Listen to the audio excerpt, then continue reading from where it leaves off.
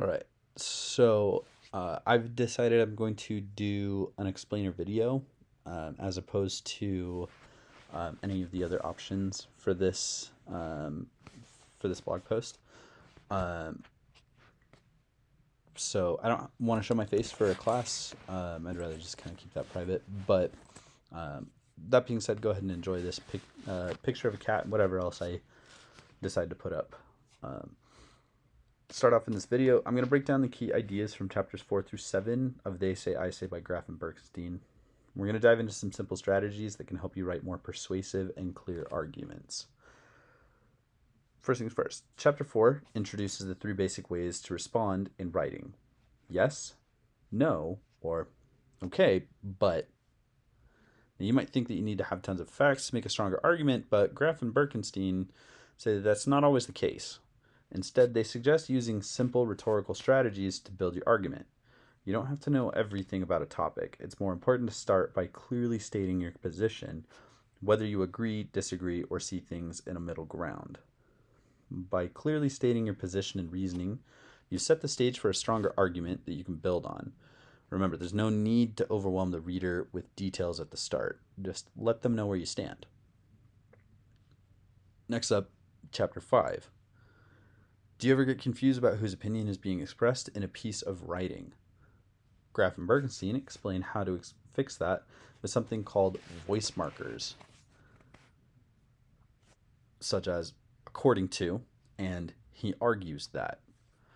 Voice markers are phrases that show when you're using someone else's perspective. For example, Gregory Mastios uses, or so it would seem, in his essay on class inequalities, to signal that he's disagreeing with a viewpoint. These markers help readers understand which views belong to others and which are your own. Moving on to chapter 6, Graf and Berkenstein talk about criticism. It sounds scary, but they actually say criticism is something that can improve your writing, which I agree with. One of the best ways to handle criticism is by introducing a naysayer, the opposing argument, right into your piece, using phrases such as, I see your point, but. By acknowledging and addressing counter arguments, you show readers that you've thought about other perspectives. This actually makes your argument stronger and boosts your credibility. But here's a tip: don't make your counter argument too convincing. You still want your argument to come out on top. Finally, in chapter 7, Graf and Berkenstein discuss 2 key questions to ask when writing: who cares? And so what? Who cares helps you identify your audience, those who are interested in your topic. But the more important question is, so what? Why should your reader care about this topic in the first place? If your readers don't see why the topic matters to them, they might lose interest. So you want to make sure that you connect the topic to your audience's world and explain why it's relevant to their lives. In order to recap, recapping, you want to start your argument clearly. Start your argument by clearly stating your position. You want to use voice markers to distinguish between your ideas and others.